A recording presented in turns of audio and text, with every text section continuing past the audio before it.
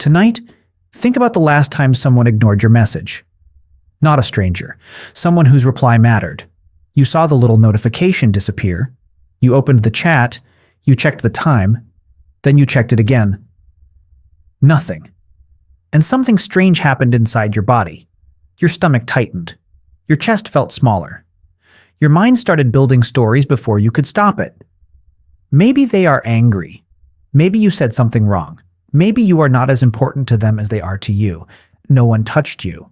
No one cut your skin. No bone broke. No animal attacked. But your brain reacted as if something real had happened. Because to your brain, rejection is not just an idea, it is a threat. And for most of human history, being rejected was not embarrassing. It was dangerous. Your ancestors did not survive alone. They survived in groups. A single human on the ancient landscape was weak, slow, and easy to kill. You had no claws, no fangs, no thick armor. You could not outrun a lion, overpower a bear, or sleep safely under the open sky. Your real superpower was not your body.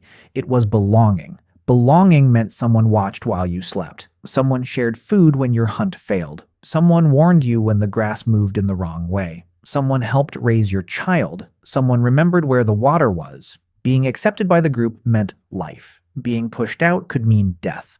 So your brain evolved to care about social pain with terrifying seriousness.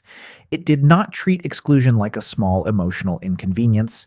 It treated exclusion like an emergency signal. That is why a cold look can ruin your day. That is why a group laughing without you can feel like a wound. That is why being left on red can make your brain behave like it is standing outside the tribe at night, hearing the fire crackle from a distance, wondering if it will be allowed back in. This is the strange reason your brain treats rejection like physical pain.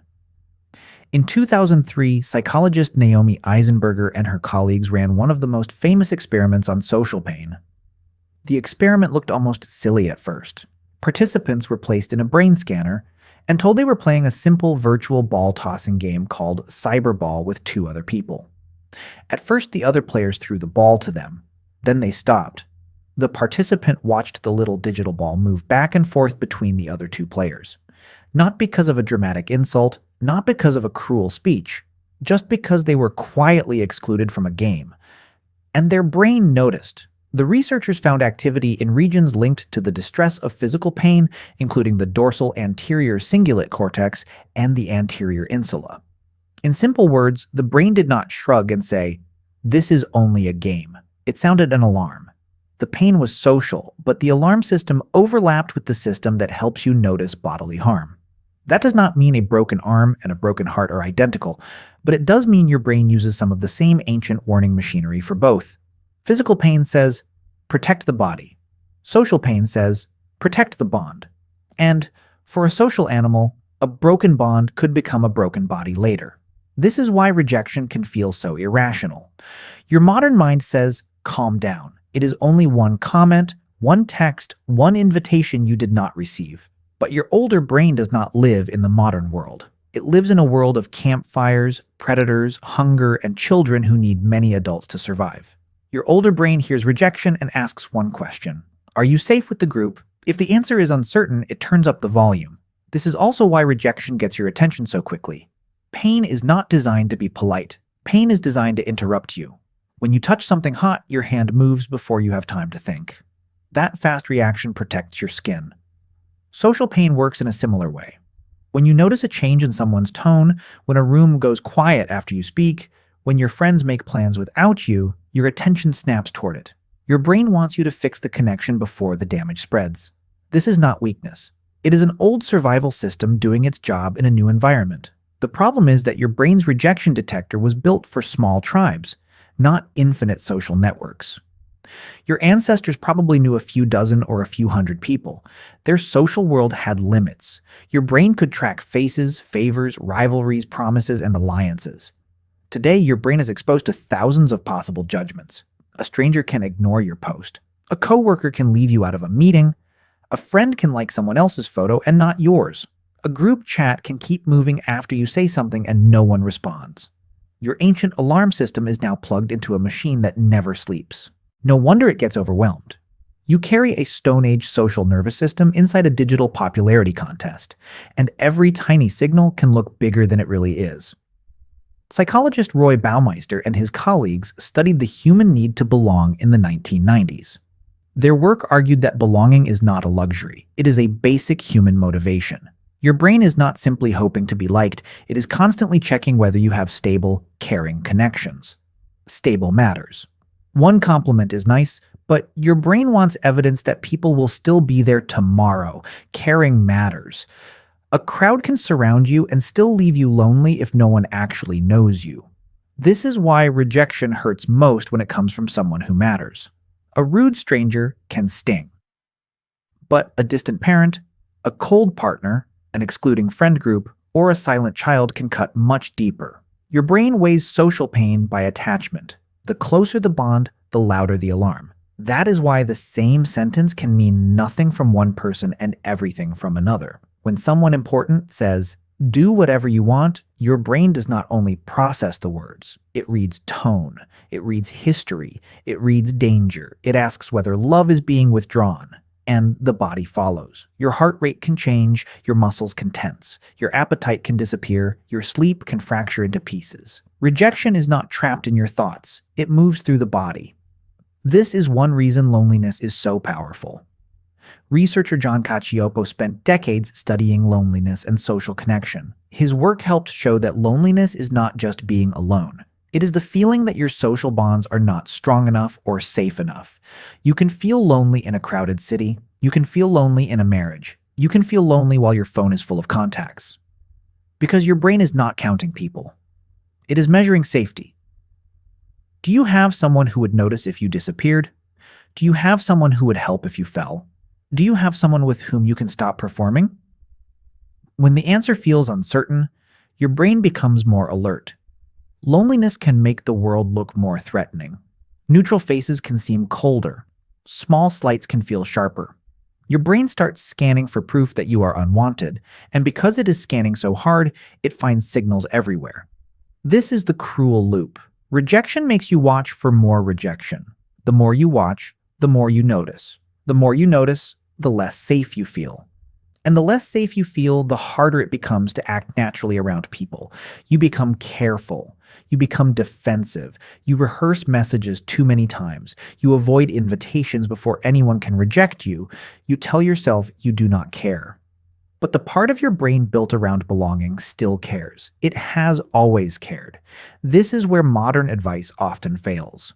People say, just ignore them. Move on. Do not take it personally. But your brain is taking it personally because social connection is personal. A better question is not, why are you so sensitive? A better question is, what is this pain trying to protect? Sometimes it is protecting a real bond that needs repair. Sometimes it is protecting your self-worth from a person who never had the right to define it. Sometimes it is protecting an old wound from childhood when love felt unpredictable and every small sign of distance felt enormous. Your brain does not only react to the present, it reacts to patterns. If rejection once meant humiliation, abandonment, punishment, or silence, then later rejection may arrive carrying the emotional weight of every earlier moment. The person who does not reply today may be one person, but your nervous system may hear an entire history.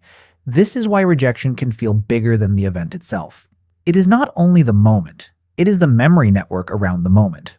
Your brain is a prediction machine.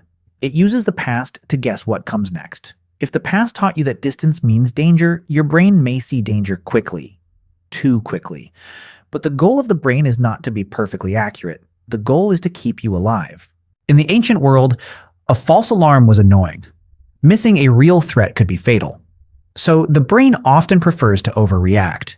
It is better, from an evolutionary point of view, to feel pain too early than to ignore exclusion too late. This is the same reason embarrassment feels so intense. Embarrassment is social pain with a spotlight on it. You trip in public. You say the wrong thing. You misread a situation. Suddenly your face gets hot, your body wants to shrink, and your mind replays the moment like a terrible movie. Why? Because embarrassment tells the group, you know something went wrong. It signals that you understand the rules and want to remain accepted. Even shame, as painful as it is, may have roots in social repair. It says, do not let this happen again. Stay connected. Stay safe. But in the modern world, the repair system can become punishment. Your brain replays the mistake for hours, days, or years, even when everyone else forgot it in minutes. The tribe moved on. Your nervous system did not. That is because the brain does not archive social pain neatly, it tags it as important. Remember this. Avoid this. Do not lose belonging again. And this brings up a strange truth. The pain of rejection is not proof that you are broken. It is proof that you are deeply human. A creature that did not care about rejection would not have survived well in a cooperative species. It would ignore alliances, offend group members, miss signals, fail to repair bonds, and drift into danger. Your sensitivity to rejection is part of the same system that lets you love, cooperate, apologize, forgive, and belong. The same brain that hurts when excluded also glows when included. A warm smile can calm you. A kind message can change your whole day. A real hug can tell the body, you are not alone. Your nervous system is social all the way down. This is why acceptance feels physical too. You do not only think, someone likes me, you feel your shoulders drop. You breathe differently. The room becomes less hostile. Your body understands connection before your mind explains it. So what can you do with a brain that treats rejection like pain? You cannot simply remove the system. And you should not want to. A person who never feels social pain would also struggle to value social connection, but you can learn to interpret the alarm. Pain is a signal, not always a sentence. When rejection hurts, the first step is not to shame yourself for hurting. The first step is to name it. This is social pain. My brain is detecting possible exclusion. My body is trying to protect belonging. That simple naming creates distance. You are not the pain. You are noticing the pain. Then you can ask better questions. What actually happened? What story is my brain adding? Is there evidence that this person is rejecting me? Or is there only uncertainty? Is this pain about today? Or is it waking up something older? Does this bond need repair? Or does this situation reveal that I need healthier bonds?